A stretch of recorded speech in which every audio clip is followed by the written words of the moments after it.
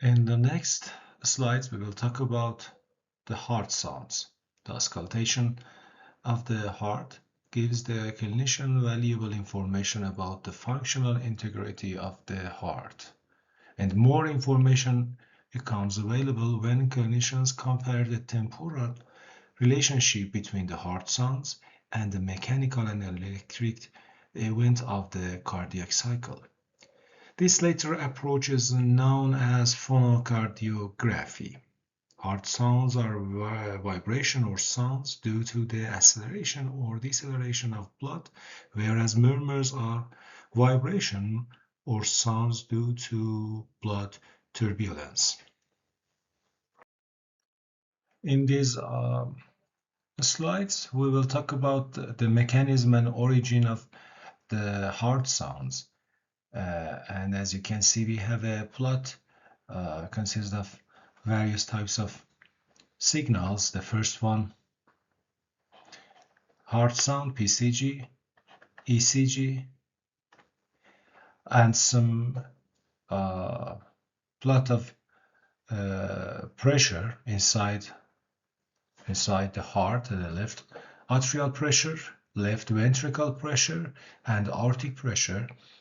And we will use this plot in these slides to consider the pressure and the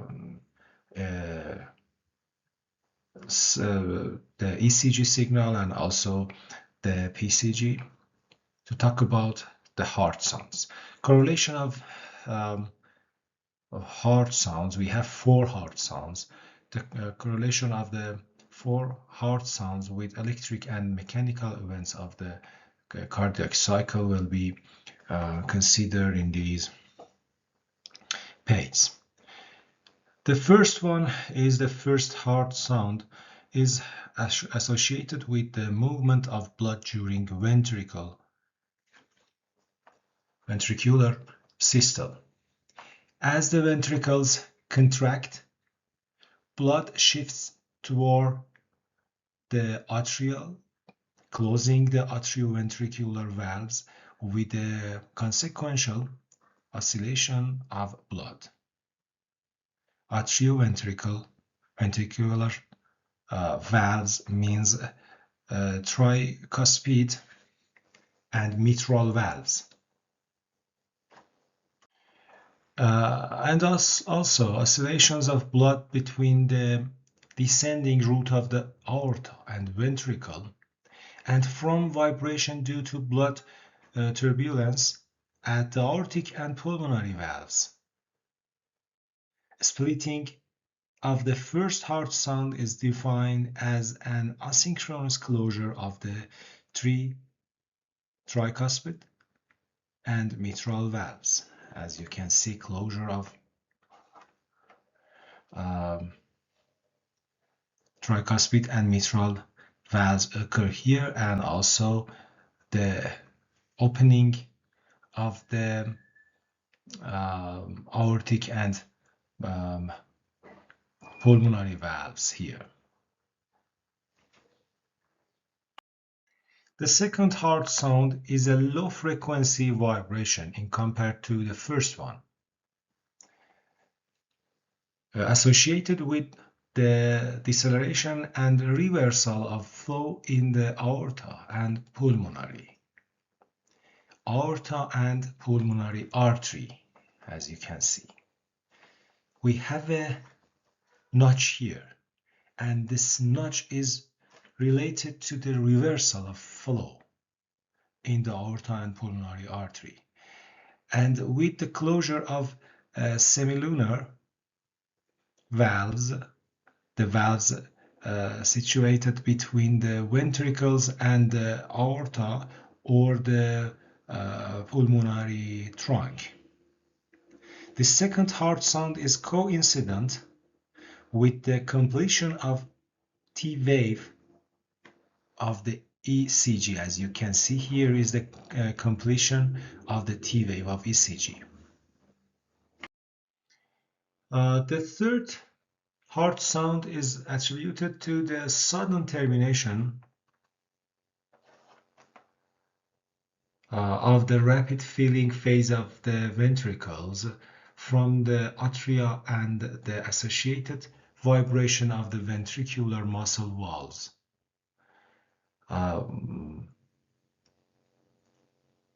Which are relaxed.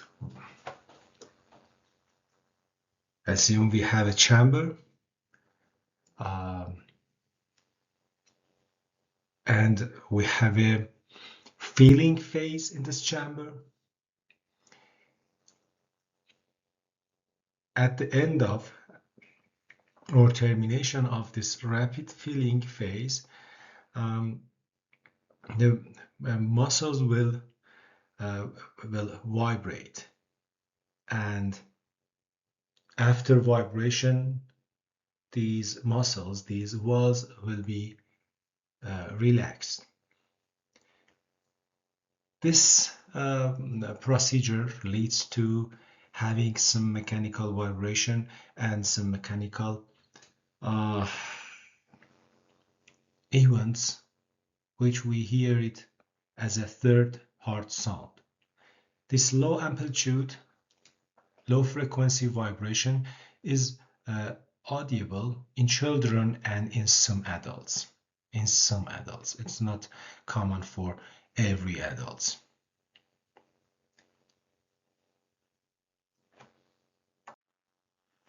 It means that we cannot hear this third heart sound in every adult or every normal adult, but we can hear the sound in some adults, but also in every children we can hear this third heart sound. And also the fourth or atrial heart sound, which is not audible but can be recorded by the phonocardiogram, occurs when the atria contract and propel blood into the ventricles. The vibration is small and we can only hear this heart sound using phonocardiogram. As I mentioned before, we have some sounds we call murmurs. The source of murmurs in French souffle developed by turbulence in rapidly moving blood are known. The source of murmurs are known. Common murmurs during the early systolic phase are common in children, and they are normally heard in nearly all adults after exercise. But we have some abnormal murmurs. Abnormal murmurs may be caused by stenosis and insufficiencies, for example, leakage at the aortic, pulmonary, and mitral valves. They are detected by noting the time of their occurrence in the cardiac cycle and their location at the time of measurement. We should use some auscultation techniques, some standard techniques to record correctly the sounds. Heart sounds travel through the body from the heart and measure blood vessels to the body surface. Because of the acoustical properties of transmission path, sound waves are attenuated but not reflected. The largest attenuation of the wave-like motion occurs in the most compressible tissue, such as the lungs and fat. There are optimal recording sites for the various heart sounds, as you can see in this image. You can see A, P, T, M, and these are auscultatory areas on the chest. A refers to aortic, P refers to pulmonary, T refers to tricuspid, and M is the mitral areas. In recording the sounds, we have some difficulties, and one of the most important difficulties is the bandwidth difficulties. Hard sounds and murmurs have extremely small amplitude with frequencies from 1/10 to 2000 Hz, and two difficulties may result. At the low end of the spectrum, about 20 Hz, the amplitude of hard sound is below the threshold of audibility. As you can see here in this figure, we have a plot consists of two plots: threshold for hearing and threshold for feeling pain. We are talking about this plot. As you can see, the sensitivity of the ear, our ear, is high in some frequencies. In these frequencies, threshold for hearing is low. It means that the sensitivity of our hearing system is high in this region. But we have two ends, one here and second here. Two ends of this plot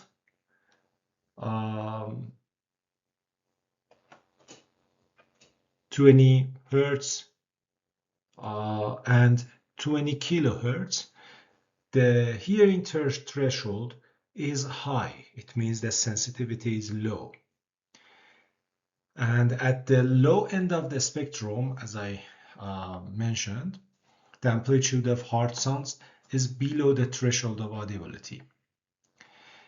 And the second difficulty is the high frequency end is normally quiet, perceptible to the human ear, because this is the region of maximal sensitivity.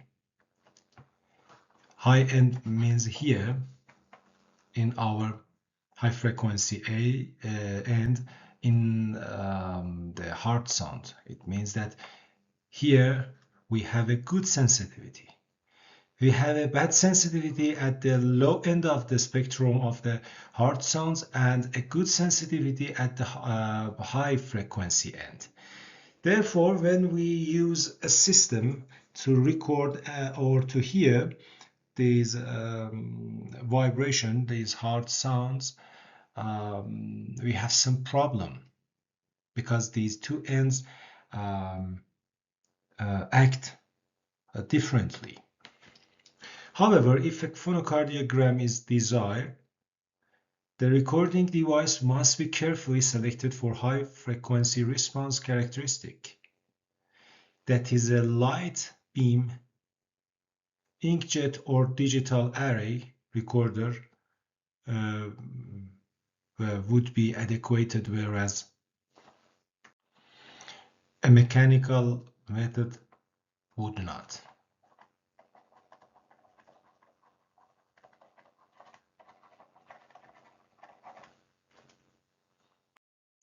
Because hard sounds and murmurs are of low amplitude,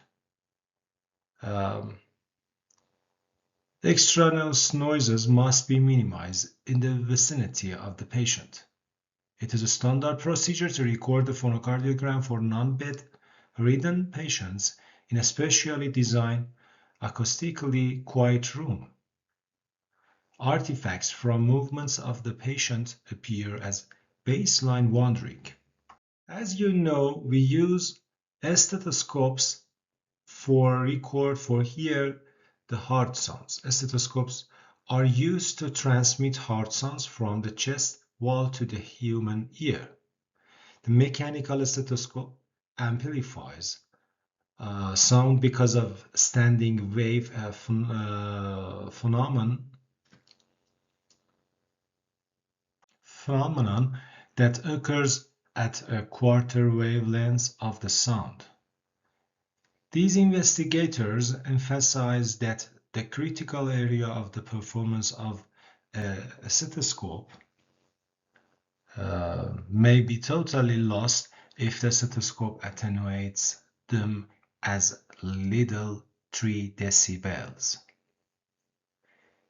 A physician may miss with one instrument sound that can be heard with another one. As you can see, the typical frequency response curve for the stethoscope, we have a good gain at low frequency and bad gain at high frequency in a stethoscope. In a stethoscope, we have two chest pieces.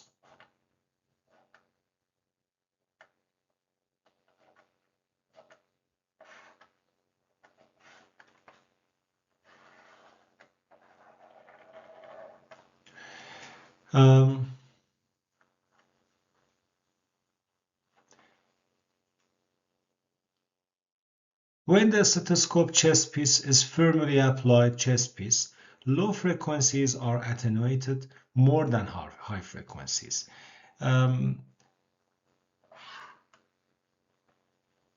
Assume that we put this part of the stethoscope on the chest. This is the skin of the chest, and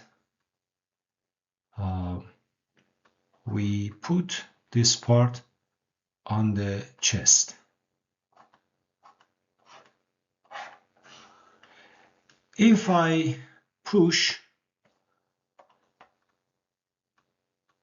the chest piece, the skin under this chest piece will be strained. If you strain a wire, for example, in a guitar,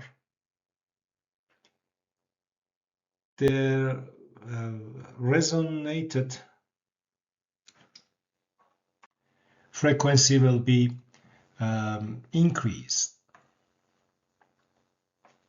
as you know. If the wire is not strained, the resonance frequency of this wire will decrease. Therefore, if you push this chest piece on the skin because of the strained skin under this chest piece, the frequency content of the recorded vibration inside our skin will be increased. In other words, our device can record frequencies with signals with high frequencies. The stethoscope housing is the shape of a bell, as you can see, and we use this part of a stethoscope to control the frequency. Physicians use various force to select their desired frequency to hear.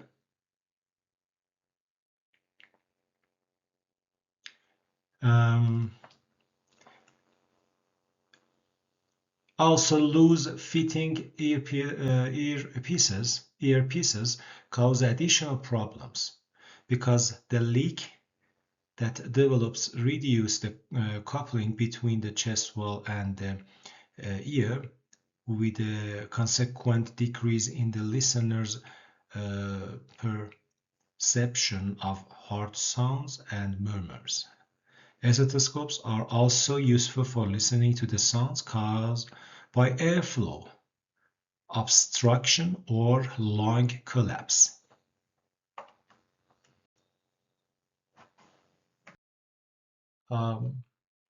Nowadays, engineers, we as engineers, have proposed many types of electronic stethoscope.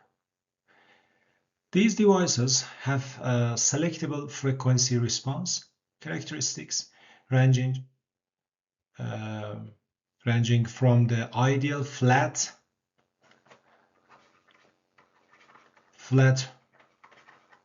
response case and selected bandpass to typical mechanical stethoscope responses. You can remember that the bad frequency response of the common mechanical stethoscopes. Physicians, however, have not generally accepted these electronic stethoscopes, mainly because they are unfamiliar with the sounds heard with them, and also their size, portability, convenience, and resemblance to the mechanical stethoscopes are other important considerations. But nowadays we have some available electronic stethoscopes from some well-known factories with good size, portability, and other appearance, other good appearance features. Also, with a good flat response as their superiority. It means that we have a good structure, physical weight, size, other appearance features, characteristics, and also good in performance. But the best way to record hard sounds is using the phonocardiograph. Phonocardiograph is a device. Some various generation of these systems are presented in this slide. A phonocardiogram is a recording of heart sounds and murmurs using some specific sensors, sound sensors, and also some other coincident available signal recording. For example, ECG also can be recorded by these types of devices. As you can see, we have some standard sound sensors here and a good display, some controls in the system. On the panel, we can use it to record the heart sounds and murmurs in a standard manner. Phonocardiography eliminates the subjective interpretation of these sounds and also makes possible an evaluation of the heart sounds and murmurs with respect to the electric and mechanical events in the cardiac cycle. In the clinical evaluation of a patient, a number of other heart-related variables may be recorded simultaneously with the phonocardiogram. These include the ECG, carotid arterial pulse, jugular venous pulse, and apex cardiogram. The indirect carotid, jugular, and apex cardiogram pulses are recorded by using a microphone system with a frequency response from 1/10 to 100 Hz. The cardiologist evaluates the results of phonocardiograph on the basis of changes in wave shape and in a number of timing parameters. As you can see, PCG, PPG, and ECG are recorded together, and the cardiologist can evaluate the coincidence in these signals. Okay, thank you for your attention. This page was the last page of this lecture. Good luck.